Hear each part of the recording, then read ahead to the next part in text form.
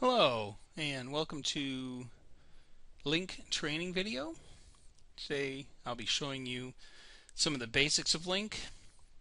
We're going to begin by looking at the Lync window. So this is the Lync window. This is the main control panel for Lync. You can see up here at the top is a picture of myself, and there's a little green bar next to me telling people that I'm available. So in Lync we call that our presence or our status.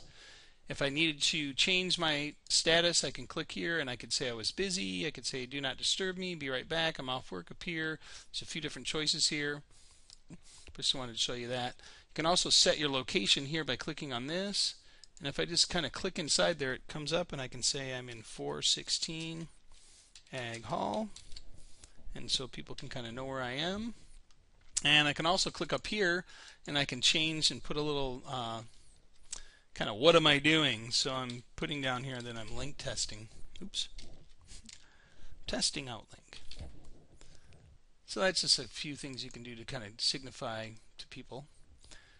So again, this is my Lync contact list. When you first start, you won't have any of this stuff populated in here, but you can start just by clicking right here and where it says find a contact. And if I start typing some letters of a person's name, you can see that here's Brian Hort that I want to add to my contact list, and he's shown up several times. That might happen, but I'm going to click right here on this little plus button and I'm going to say add to new group, and so I get a new group for his name, and I'm going to say he's my boss, so he's going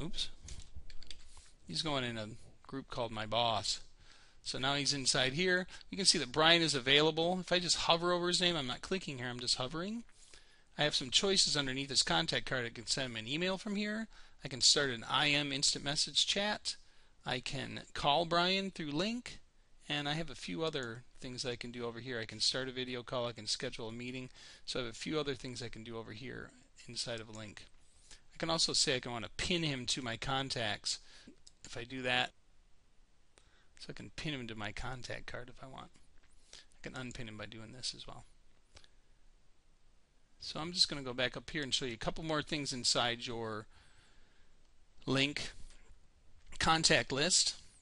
There's right here this little wheel. If I click on that, that's some options, and I can begin by looking at the general options. You can kind of keep these as they are. You don't really need to change anything inside here. If you don't want emoticons showing up in your instant message, you can get rid of that.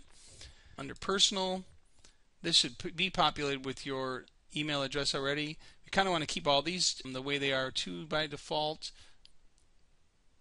So most of this will be already checked off. Here's one thing that you could change if you wanted to, if you didn't want to show a picture of yourself, or if you didn't want to show photos of contacts. I can go down here to my status, and I can change how this is. So if I'm inactive with my computer, it's default to 5 minutes. I could make that longer if I wanted to. Same thing for this. So there's a few settings that we can do inside there.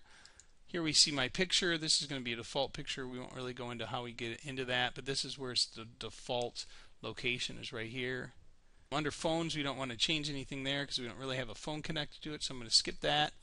Under alerts, we can keep this the way it is too if you want to have people notify you when they put you in their contact list. Here we go to ringtones. These are just different sounds. You can hear these sounds. You can choose one that you like. I kind of like that one, I guess. I'm not sure. So we can put this in here, and we can say play sounds in Lync. We can mute. We can change those a little bit. So you just kind of got to look at that. Now we're getting the important stuff. Audio device. You can see that I'm talking right now, and you can see this blue bar is moving. I chose an audio device that was going to allow me to talk. It's my microphone through my headphones. I also have a webcam hooked up. It has a microphone as well, but I want to use the one in my headphones so I know it's working when that's moving. Also here, I can click on this and I can hear this through my headphones. I hear it right now, and I hear down here when I click here as well. I can change the device here as well. So I'm on my headphones, so I want that to be there. And then I go to my video device, and here we can see that here's my webcam, and that's me. And I could change that if I had more than one device on there. If I didn't have a webcam, this would say no webcam is here. And we'll just skip over the file saving as well. So I'm just going to click OK. So that's some of the changes we can do there. There's also a drop-down menu as well here. And so there's a few things. This Meet Now button, I could click on that if I wanted to meet with somebody right now. So I click on that and it starts a little window. I'm going to close that real quick though, just to show you that's what happens. Also in the drop down under File, here's where you sign out. And this is that same thing for a few different tools. This is the option button. That's that wheel that I clicked on up there. If you say always on top, that keeps this Lync window always on top. So if I open another window behind it, you'll see I'm going to open up this Explorer. You see that this is always going to be on top. I can't make it go on. I can't make it go behind. So if you wanted to keep that always in front, you can if you want. I actually prefer not to have it there.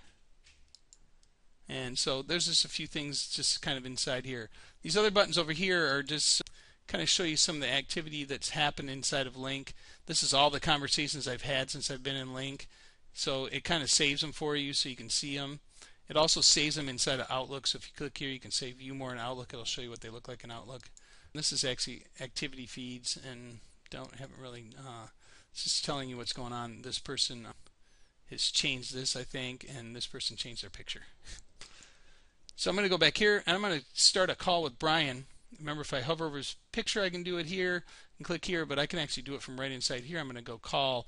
But before I start the call, a good thing to do is to send someone a instant message.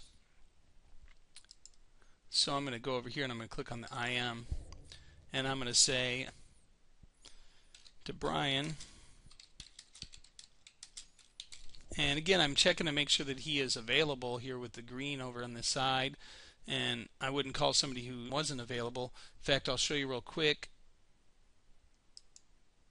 some things here. This person is away for 50 minutes. These people are offline. This person is offline. This person's available. Let's go down here and see what we have down here for some other people. They're all available. And it's also another indicator that I can't show you right now, but it's a red indicator here on the side. It just says that somebody's in a meeting or something. Actually, we'll see that happen in just a second. So let's go back here.